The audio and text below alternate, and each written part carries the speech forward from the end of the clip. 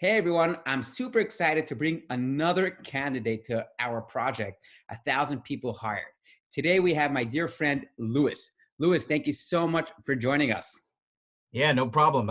Thanks for having this whole initiative that actually is going to help out, and I think in the long run. Its goal is obviously, there's a famous saying, we're on this world for 120 years. And the whole reason why we're put down in this world is just to help another person. That's what it's about. I like it. I like it. So Louis, why don't you give us a quick little brief history about who you are and where you're from? Sure. So originally from South Texas, but I currently live in the Austin region right now. So we're right outside of Austin in this little town called Leander. So we're considered a suburb of Austin and about 22 minutes from downtown. It's a great place to raise a family. It's a really great place to work as far as the tech factor, because you're so close to everybody in Austin. So Right, yeah, and I've got some kids, so it makes a difference. You need to right. have some place for them to run around and grow up. Mhm. Yeah, that's definitely better. I'm based in New York, and yeah, there is no room for the kids to run around besides the streets over here. So, I get it. I get it. so why don't you tell us about a personal project you're working on or you worked on that you're very proud of that accomplishment?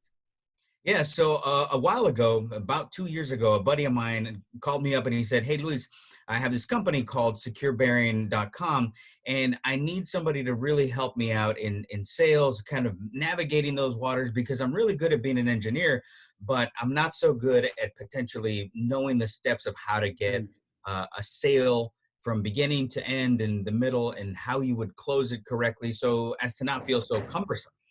I said, sure. I've got a side hustle myself.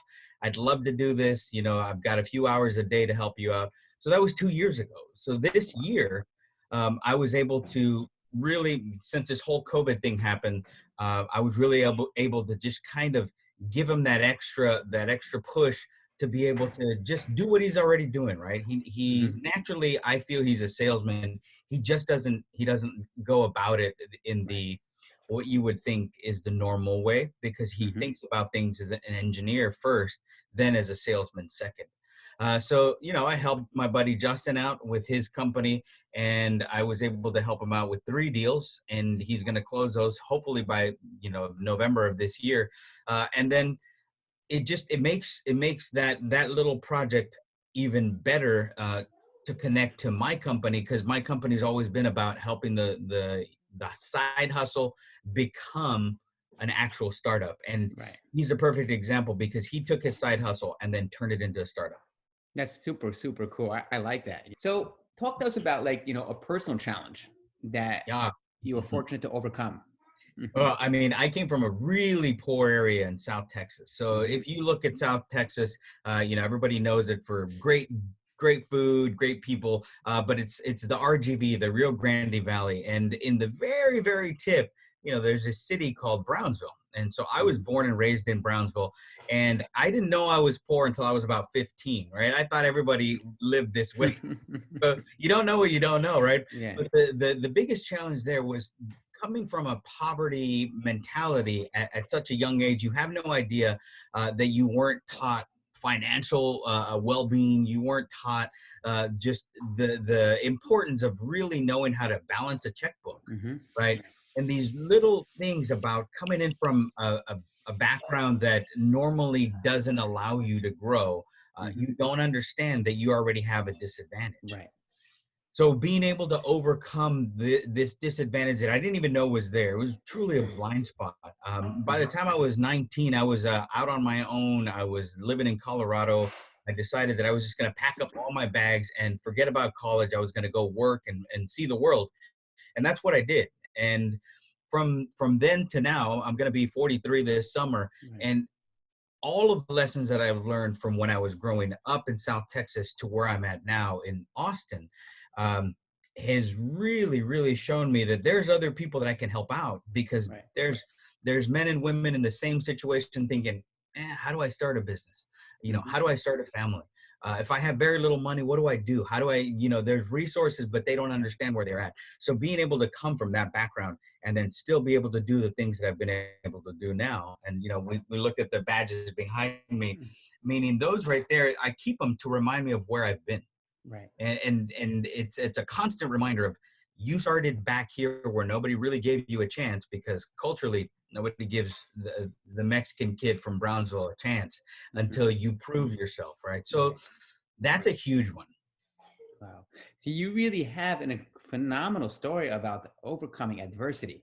That's incredible. So you bring that the people that have such a story like this come to any role, to any position, and just want to make things happen, and they have the ability to do it because they have nothing to lose. Right. So the Exactly. fear of failure, the fear of like, am I going to look like a fool, or am I going to, or anything else, is not there because you came from that background with so many challenges you're able to overcome and prove yourself so far. So the lucky company that's going to get you. Tell us what you're looking for in your next role. Yeah, I mean, the next role is going to be a full-time role, as hopefully, right? If it has to be a gig, well then, it's a project for some, 1099 that I have to be a contractor for a while. I'll do that too. Meaning I've done a little bit of everything, in the sense that I'm not going to let my family starve, right? I've gotten to this point because I've got grit, I've got hustle, but ultimately I would love to be back into the sales engineer role that I've done in the past, Hmm. right? Being able to be either a new sales engineer for a startup, or a very well established sales engineer for a multi corporation, that's in 5 different countries. It doesn't matter. Right. The whole point is that as a sales engineer, you have to have that ability to read the room, but at the same time show what the technology is going to do for that customer, and then give that business value, not just features and functionality, right? So Right. whichever company gives me the ability to thrive, I'm going to go for them. Amazing. Amazing. And there's no doubt in my mind that whichever company you end up at, you're going to be a tremendous, tremendous resource, bring a ton of value, and you're absolutely going to kill it at a sales engineer role. So, Louis, thank you so much for joining us today. Really, thank you. And I wish you a ton of luck and success. Awesome. Thank you so much for even giving me the chance to be able to be here. Our pleasure.